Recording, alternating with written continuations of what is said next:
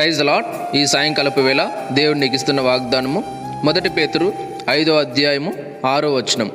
దేవుడు తగిన సమయమందు మిమ్మల్ని హెచ్చించినట్లు ఆయన బలిష్టమైన చేతి క్రింద దీన మనస్కులై ఉండుడి.